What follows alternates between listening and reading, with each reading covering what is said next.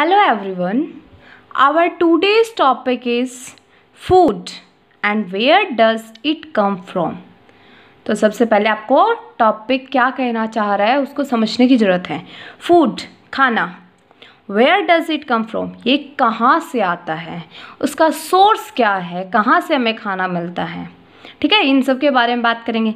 तो सबसे पहले हमें फूड पता होना चाहिए कि फूड क्या होता है। फूड कोई भी substance, any substance that we eat, कोई भी ऐसा सब्सटेंस जिसको हम खाते हैं उसे क्या कहते हैं, फूड कहते हैं। अब जो लिविंग ऑर्गेनिजम्स हैं, क्या उन्हें फूड की ज़्यादा रिक्वायरमेंट है? क्या वो बिना फूड सर्वाइव नहीं कर सकते? तो living organisms without food can survive और नॉट, सर्वाइव कर सकते हैं या नहीं कर सकते, इसके बारे में आप सोचो। तब तक मैं आपको एक एग्जाम्पल देती हूँ जिसके थ्रू आप इसका आंसर इजीली कर सकते हैं। कार का एग्जाम्पल लिया हमने, ठीक है। या तो आपकी पर्सनल कार होगी या आपने कोई कार हायर की होगी। आप चले गए एक ट्रिप पे, आपको जाना है कितने किलोमीटर, 200 किलोमीटर्स तक। आप 100 किलोमीटर पहुँचे और आपकी गाड़ी में जो भी पेट्रोल या डीजल जो कुछ भी डलता है वो ख़त्म हो गया है, ठीक है। तो क्या आपकी गाड़ी इससे आगे चलेगी? वो अलग बात है कि आपकी फैमिली बड़ी है या फिर आप में इतनी ताकत है, इतनी एनर्जी है कि आप कार को पुश करके धक्का दे के वहाँ तक पहुँच जा रहे हैं। तो आपको टाइम ज़्यादा लगेगा लेकिन पहुँच जाएंगे डेफिनेटली, नो डाउट। लेकिन आपकी गाड़ी जो है वो आपको नोटिफाई कर देती है पहले ही कि आपका पेट्रोल या डीजल ख़त्म होने वाला है, तो उसी टाइम आपको पेट्रोल या डीजल डलवाना पड़ता है, तभी आपकी गाड़ी पूरी स्पीड के साथ 200 किलोमीटर पहुंच जाती है, ठीक है। तो ऐसे ही अगर हमारी बॉडी को फूड ना मिले, एनर्जी ना मिले, तो हम क्या हैं, हम ज़्यादा दिन तक सर्वाइव नहीं कर सकते। हम क्या हो जाते हैं, स्वर्ग सिधार जाते हैं, हमारी डेथ हो जाती है, ठीक है। तो इसलिए फूड बहुत ज़्यादा इम्पोर्टेंट है हमारी बॉडी के लिए। अब फूड की रिक्वायरमेंट किन रीजन से पड़ी, हमें क्यों फूड की रिक्वायरमेंट है, उसके रीजंस क्या हैं, वो हम देखते हैं। सबसे पहले energy, second growth and third repair, ठीक है। एनर्जी, एक तो भूखे प्यासे इंसान से काम करवाओ और एक जिसको खूब खिलाओ पिलाओ और फिर उससे काम करवाओ, तो बहुत सारी एनर्जी होती है उसके पास, वो जल्दी जल्दी काम करता है। और जिसके पास एनर्जी कम होती है, भूखे पेट लगा हुआ है, वो काम धीरे धीरे करेगा। तो एनर्जी के लिए हमें फूड की रिक्वायरमेंट होती है। सेकेंड है ग्रोथ। आपने 2 प्लांट्स लिए, ठीक है, प्लांट्स की बात करते हैं हम। आपने 2 प्लांट्स लिए, प्लांट 1 एंड प्लांट 2। इस प्लांट को आप सब कुछ चीज़ें, इसको CO2 चाहिए, वाटर चाहिए, सनलाइट चाहिए, इसके पास क्लोरोफिल तो खुद के पास होता ही है, तो ये सब चीज़ें चाहिए, और भी जो मिनरल्स चाहिए वो सब। तो आप ये सब इस प्लांट को दे रहे हैं, लेकिन इस प्लांट को आप ये चीज़ें नहीं दे रहे हैं।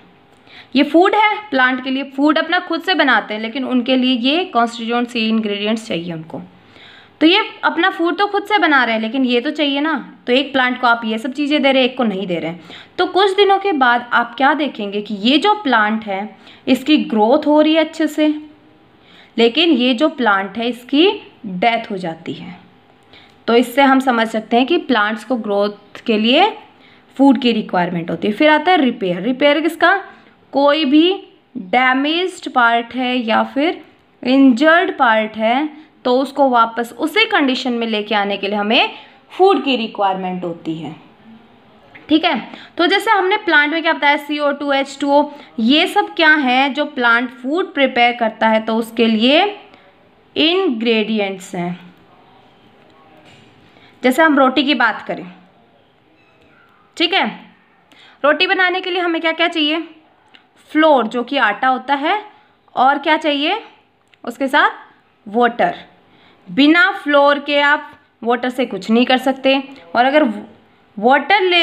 आपने फ्लोर लिया और वाटर नहीं लिया तो आटे को बिना गूँथे क्या आप रोटी बना सकते हैं? हाँ, कुछ साइंटिस्ट हैं हमारे यहाँ, वो क्या करेंगे, सूखे आटे को तवे के ऊपर फैला देंगे और कहेंगे देखो रोटी तैयार है।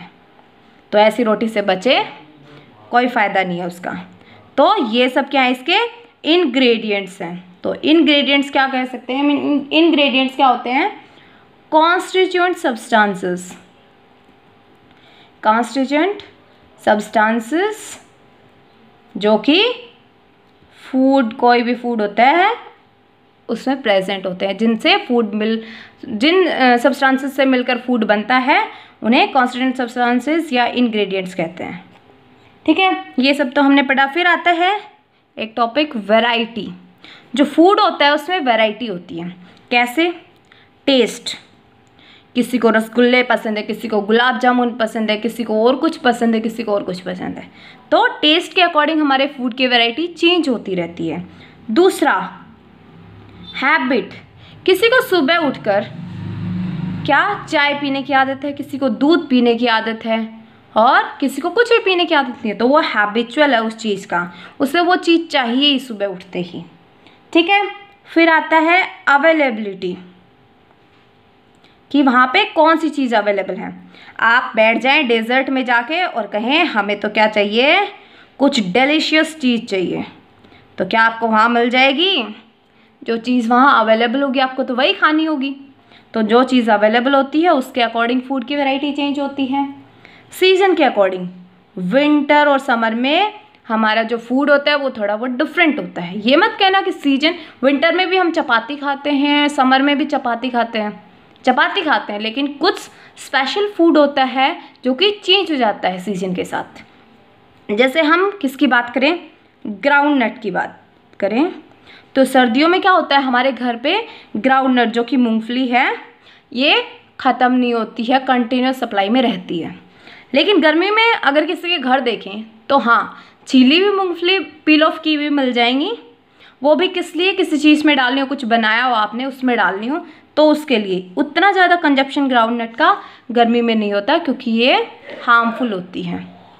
ठीक है, तो ऐसे हमारी जो वैरायटी है वो चेंज होती रहती है। जैसे हमने मॉर्निंग में हल्का फुल्का खाना खाया जिसे ब्रेकफास्ट कहते हैं, फिर हमने आफ्टरनून में लंच किया, थोड़ा सा अच्छा खासा खाना लिया, फिर रात को हमारे डिनर की शुरुआत हो जाती है, रात को हम अलग खाना लेते हैं। ये तो ज़रूरी नहीं कि आप तीनों टाइम में एक ही जैसा फूड लें, तीनों टाइम में आपकी वैरायटी होती है फूड की, अलग अलग फूड है वो कंज्यूम करते हैं आप। ठीक है, तो ये सब तो हमने पढ़ा कि फूड क्या होता है, इसके इंग्रेडिएंट्स क्या क्या होते हैं, इसके रिक्वायरमेंट क्यों है और इसमें वैरायटी कैसे कैसे प्रेजेंट होती है। अब हम क्या पढ़ते हैं, where does it come from.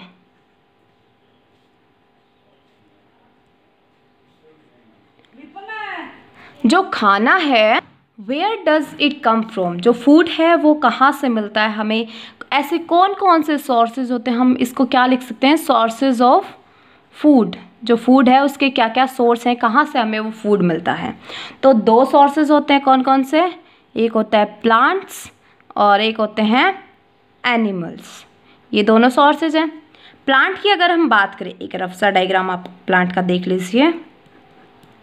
ठीक है, ये ब्रांचिंग, यहाँ पे फ्लावर लगा हुआ है प्लांट में, किसी भी कोई भी प्लांट मान लीजिए, ये कोई फ्रूट है वो है, यहाँ पे लीव्स हैं।